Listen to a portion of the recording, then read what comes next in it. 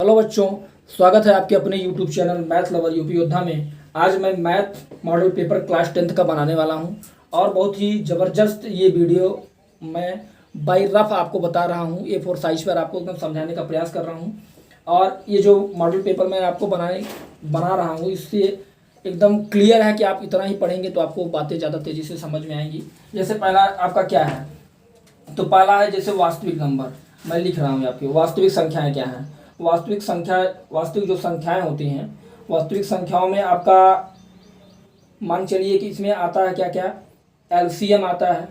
क्या क्या आता है, एलसीएम, और क्या आता है, एचसीएफ आता है। एचसीएफ मैंने आपको पिछले वीडियो में बताया था, तो एचसीएफ के बारे में आप पढ़ लेंगे, एलसीएम पढ़ लेंगे, एचसीएफ पढ़ लेंगे। और अभाज्य विधि से गुणनखंड पढ़ लेंगे। आप क्या पढ़ लेंगे बच्चों, अभाज्य विधि से गुणनखंड पढ़ लेंगे।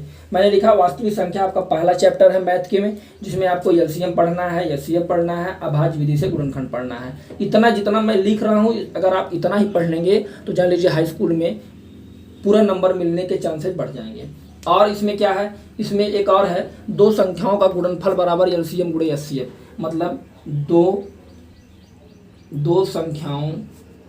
दो संख्याओं का गुणन फल बराबर होता है, फल बराबर HCF गुणे LCM।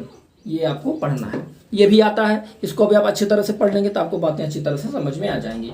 और ये जो मैं यहाँ लिखा हूँ पहले पॉइंट में कि वास्तविक संख्या में आपको एलसीएम पढ़ना है, एचसीएफ पढ़ना है, अभाज्य विधि से गुणनखंड पढ़ना है, और दो संख्याओं का गुणनफल बराबर एचसीएफ गुणे एलसीएम पढ़ना है। तो जो मैं ये लाइन से एकदम सीक्वेंस में बेटा लिख रहा हूँ, इसको आप पढ़ सकते हैं। और जब आप चैनल पर जाएंगे, जब आप क्लिक करेंगे तो आपको वीडियो भी मिल जाएगा, और उस वीडियो को आप देख लेंगे तो उसमें से बातें समझ में आएंगी। नहीं समझ में आएंगी तो मैं आपको अगले वीडियो में फिर से समझा दूंगा। फिर आगे है आपको अगला पॉइंट है, जैसे कर्डिंग तीन को सिद्ध करना है। कर्डिंग तीन को सिद्ध करना है कि कर्डिंग तीन अपरिमेय संख्या सिद्ध करना है। कर्डिंग तीन एक अपरिमेय संख्या है, ये आपको सिद्ध करना है। कर्डिंग तीन को अपरिमेय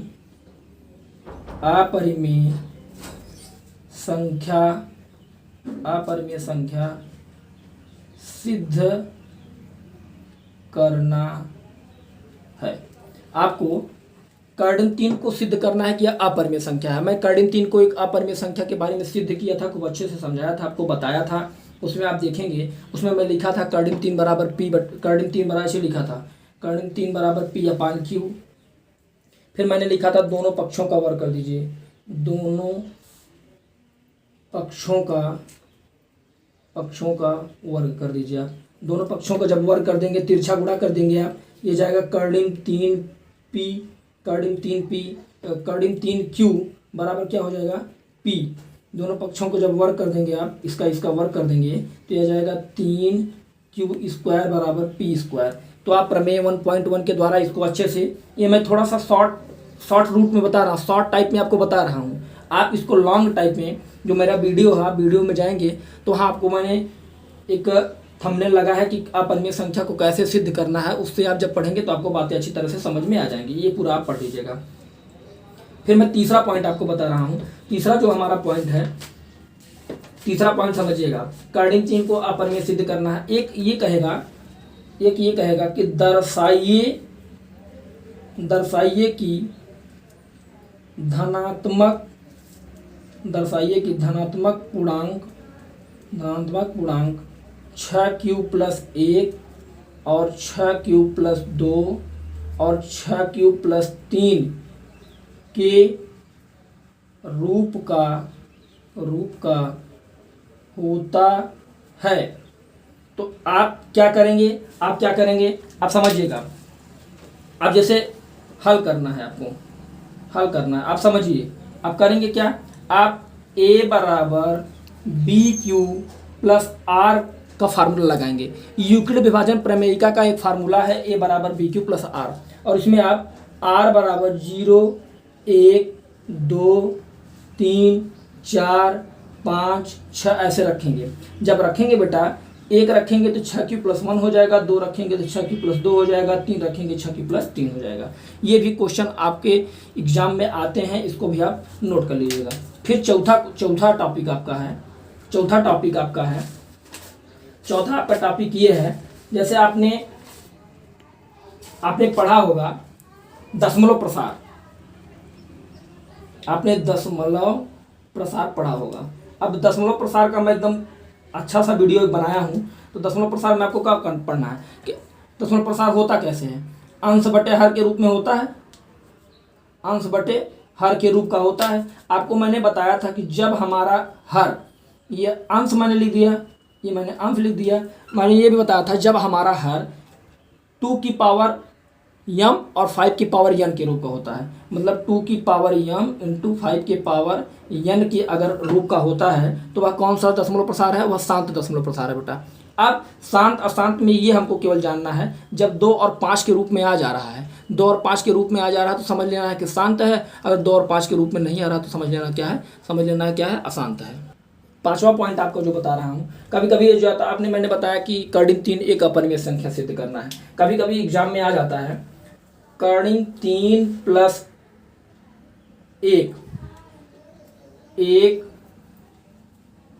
अपरिमेय संख्या है। तब इसमें हम कंफ्यूज हो जाते हैं, इसमें आपको कंफ्यूज नहीं होना है। इसमें आपको कर्णिक 3 + 1 अपरिमेय संख्या है, इसको भी p/q के रूप में मान लेना है और p/q के रूप में मान के तिरछा गुणा करके दोनों पक्षों का वर्ग करके प्रमेय 1.1 के द्वारा इसको भी आप आराम से प्रूफ कर सकते हैं। अब छठवां जो आपका पॉइंट है आगे है, आपका छठवां पॉइंट आपका है बहुपद। जब आप बहुपद में जाएंगे तो आपको क्या पढ़ना पड़ेगा बहुपद में, बहुपद जब अगला पॉइंट है आपका बहुपद में आपको पढ़ना पड़ेगा बहुपद के प्रकार, और उसमें बहुत सारा डिफिनीशन आता है, उस डिफिनीशन को आपको भी लिखना पड़ेगा। जैसे आपको आएगा त्रिघात बहुपद, द्विघात बहुपद, रैखिक बहुपद, ये सब आता है। तो इससे भी आप इसको भी पढ़ लेंगे, ये भी एग्जाम में बहुत ही महत्वपूर्ण पॉइंट है, इस पॉइंट को भी आपको पढ़ना पड़ेगा। आगे आपको शून्यक जैसे पढ़ना पड़ेगा। शून्यक में क्या होता है, शून्यक में आपसे पूछेगा अल्फा प्लस बीटा और alpha into beta. Alpha plus beta का मान पूछेगा, मतलब शून्यकों का योग, और अल्फा इंटू बीटा का मतलब शून्यकों का गुणनफल। Alpha plus beta, alpha into beta का मान पूछेगा। मैंने वीडियो में alpha plus beta, alpha into beta के बारे में एकदम अच्छे से समझा दिया है, उसको भी आप दे सकते हैं। हो सकता है कि आपसे ज्यामिति निरूपण पूछे, और जैसे आपसे ये पूछे x + y = 7, ध्यान दीजिएगा। तो ये x बराबर क्या लिखेंगे आप, 7 - y लिखेंगे। क्या लिखेंगे, 7 - y लिखेंगे। जब 7 - y लिखेंगे तो इसको आप सारणी विधि से मान निकालिएगा। सारणी विधि से इसको आप मान निकालिए। कॉलम में बना दे रहा हूँ, ध्यान दीजिएगा। यहाँ मैं लिख दे रहा हूँ x, यहाँ लिख दे रहा हूँ y। आप y की वैल्यू रखेंगे तो x का मान आ जाएगा। इसको रखने के बाद चतुर्थांश बनाइएगा आप। चतुर्थांश बनाने के बाद उसको जो है उसी पे आप इंगित कर देंगे, उस पर आप बना देंगे, तो बातें एकदम अच्छी तरह से समझ में आ जाएंगी। अब मैं सातवां पॉइंट आपको जो बता रहा हूँ, ये बहुपद के शून्यक में मैंने आपको बताया। अभी तक ये बहुपद का शून्यक था, जिसमें alpha plus beta, alpha into beta का मान आपसे पूछेगा। हो सकता है कि अगर alpha plus beta plus gamma का मान पूछ ले तो -b/a लिखना है, इसको भी आप समझ लीजिएगा। और एक उसमें और आपसे पूछेगा कि आप समीकरण बनाइए, आपको समीकरण के 2 मूल देगा। तो फार्मूला क्या होता है, x² minus alpha plus beta into x plus alpha into beta बराबर 0। इसका हिंदी में मतलब समझिएगा, x² माइनस मूलों का योगफल गुणे x प्लस मूलों का गुणनफल बराबर 0। इसमें आपको 2 मूल देगा, दोनों मूलों पे आपको वैल्यू निकाल के रखनी पड़ेगी। और बहुपद के लिए विभाजन एल्गोरिथम का पालन आपको करना पड़ेगा। जो आप भाग लगाते हैं उस भाग का भी आपको एकदम अच्छे से जानकारी होना चाहिए। वह a बराबर BQ + R के ऊपर लगाया जाता है, उसका भी आप अच्छी तरह से समझ लेंगे तो बातें आपको अच्छी तरह से समझ में आ जाएंगी।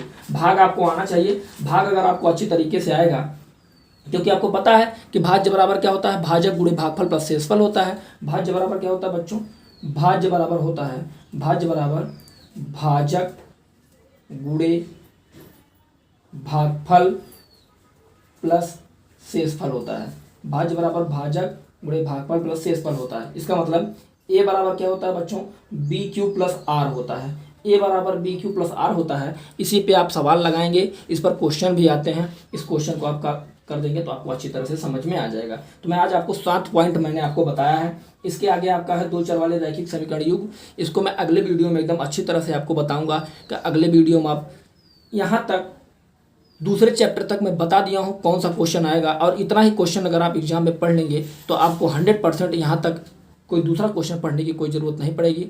बहुत बहुत धन्यवाद। आज की वीडियो में इतना ही। Thank you.